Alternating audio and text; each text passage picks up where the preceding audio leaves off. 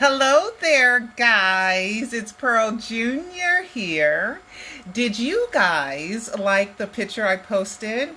It was of me at Saks Fifth Avenue because Lancome was having this great deal at Saks Fifth Avenue where you got a bag of goodies and you just had to spend a certain amount of money and you got a lot of great free stuff. So check it out. And I look 20 years younger. I mean, the makeup and and I got my makeup done hours ago. Okay. So anyway, so that's why I hope you guys like the picture and this hair. Oh my God. I've never gotten so many compliments in my life. And it's nice. I'm a 56-year-old woman and it's nice when people tell you you look good, especially when you're over 50, right? But look at this. I mean, I can see myself and I look so much younger. So I had to share this moment with you guys. Saks Fifth Avenue, the closest one to me was in Beverly Hills. And Beverly Hills is one of the richest places in the entire world. And it just feels so good sometimes to go and just kind of be among those with a whole bunch of money. It was really nice. And the people there were fantastic. And Darius, who did my makeup, he was great. And Amy. So thank you guys so much. All right. I wasn't supposed to advertise. I wasn't supposed to advertise for anyone. But I just think, look at it's just great. I mean, let me take off my glasses so you can see my eyes. Isn't that great? Anyway, guys. Anyway. Okay. So we don't have much Michael news. Okay. We have a couple of updates.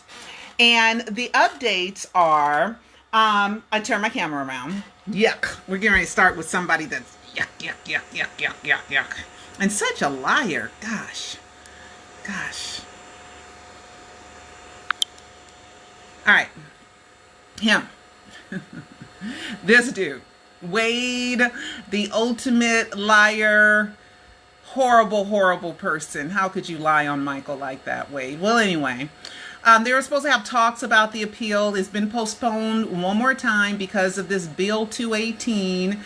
And Wade's side is arguing that this helps their case. The court has now postponed yet again oral arguments until November 18th, 2019. Both sides today submitted letters relating to this bill, with Wade's side naturally favoring it. Okay, so both sides are to subject briefs according to this bill, AB 218, by 10/25, which is tomorrow. And questions asked the court: does it apply to the pending appeal? Are Wade's claims timely now? Invalidating original statute denial. What issues beyond timelessness remain to be decided on appeal? So, this is on and on since 2013. Wade, why don't you just admit you lied? Gosh, you and James lied. You made the whole thing up. It's just awful. 60 lies we've identified. 60. In your lawsuits, the depositions, the interviews, this stupid child porno film. Gosh. All right. So that's one update. Another update is HBO. Okay. HBO has decided that they are going to appeal arbitration. Okay, cha-ching. Okay, that just means lawyers are getting paid. The non-disparagement agreement is perpetual. You weren't supposed to talk crap about Michael forever.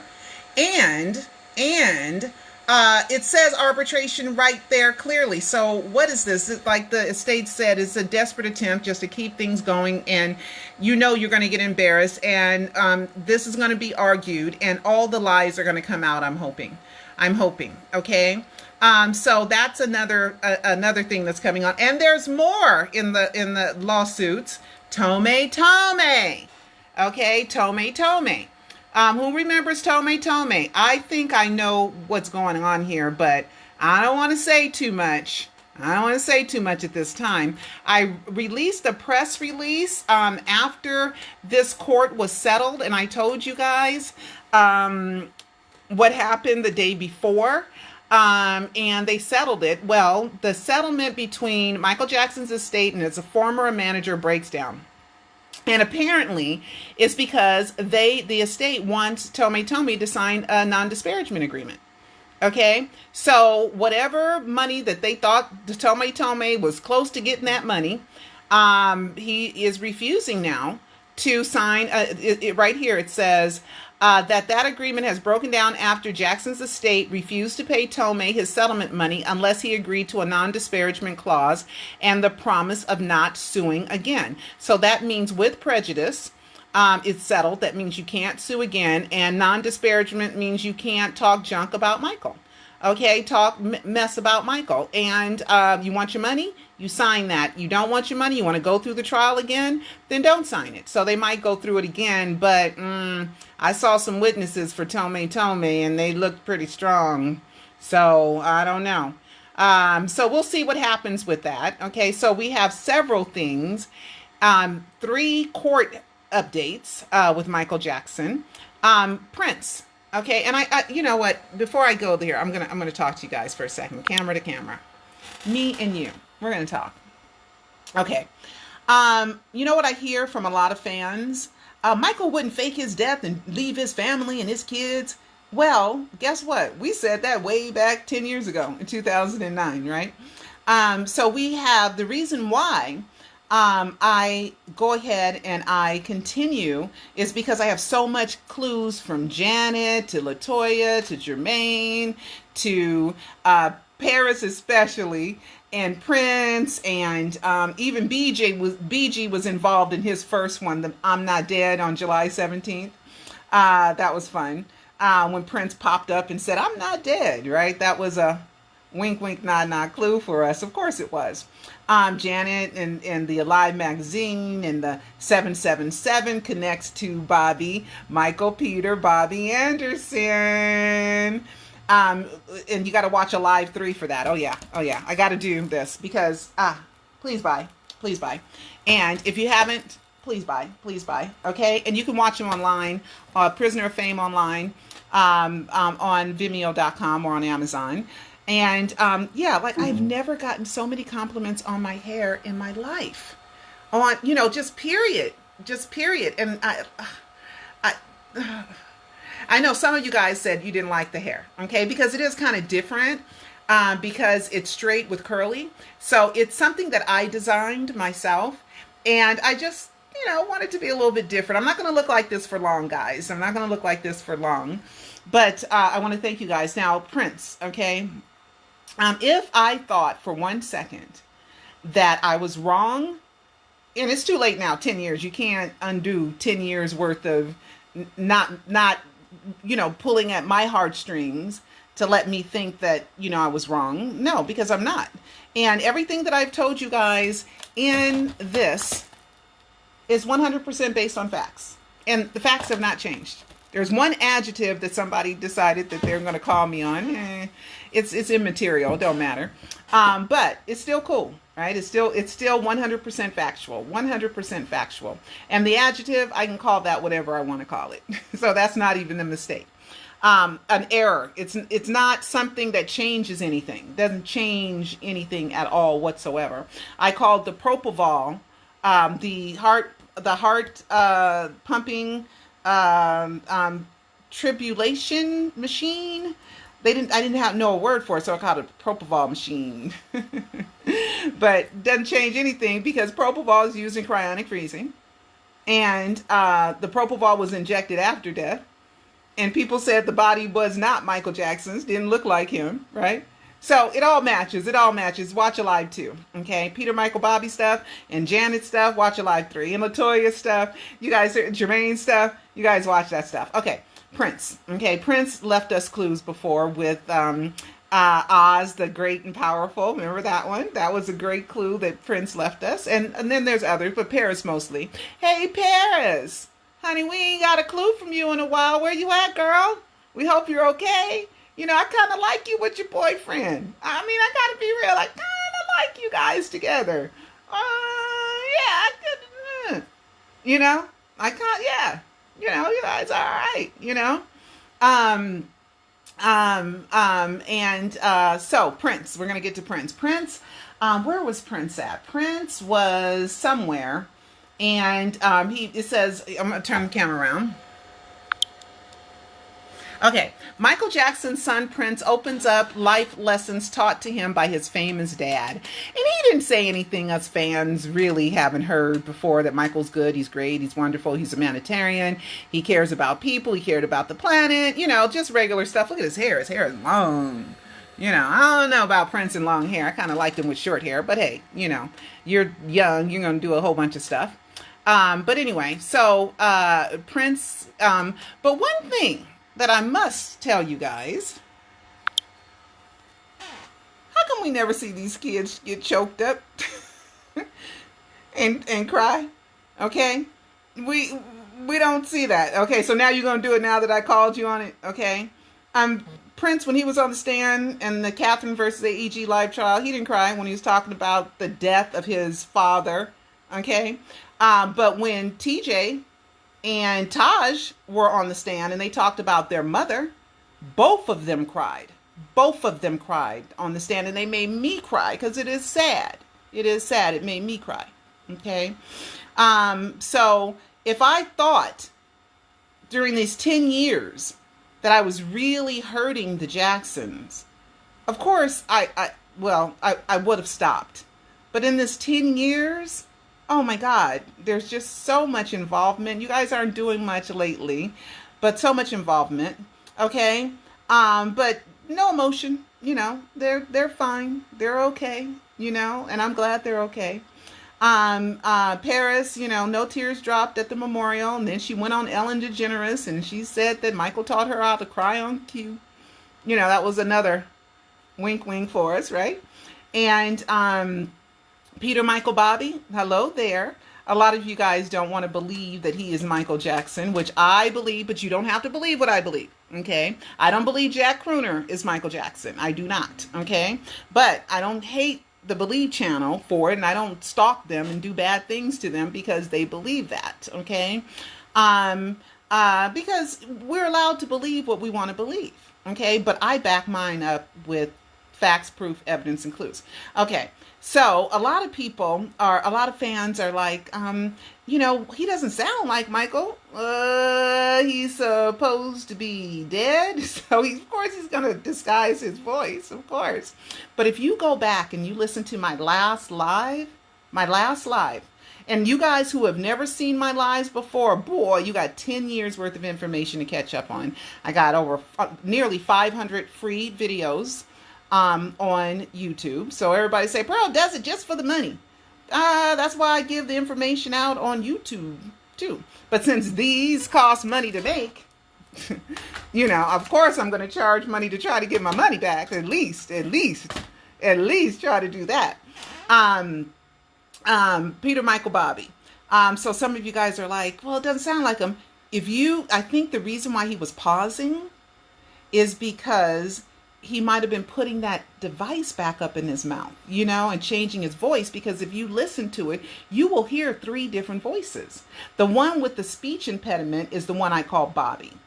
The one that sounds exactly like Michael is the one I call Michael. And the one in between, where you're kind of like, wait a minute, whoa. Then that's Peter. Okay. So he could have been changing, what was in his mouth to, change his voice, since I was playing with him about the 3 voices, because he likes to play along, right? If you don't believe, you don't have to believe. It's not, the end of the world. You don't believe it. He's a good guy. He's a great guy, no matter what. Okay. No matter what. And I've known him since January 15, 2012, right? So we don't have a whole lot of Michael news. Oh, today is the 40th anniversary to the Wiz. Okay. I love the ease on down the road.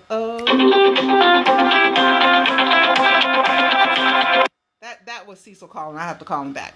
Ease on down the road. I remember that. Don't you carry nothing that might be a load. Come on, ease on down the road.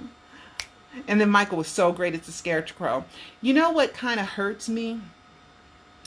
is that, you know, a lot of times I think about all the blessings that Michael's had, and Michael's had a lot of blessings.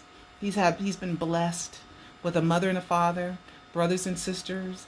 He's been blessed with making his dreams come true over and over. He's felt the love of 100,000 people or more in a stadium, all cheering for him. No, not very many people get to feel the power of that. You know, he's been the best-selling artist ever. You know, he's famous, but there's been downsides too, where you've been called a pedophile and you're not, and being falsely accused, and you know, and the media attacks and people not thinking he's real, like branding.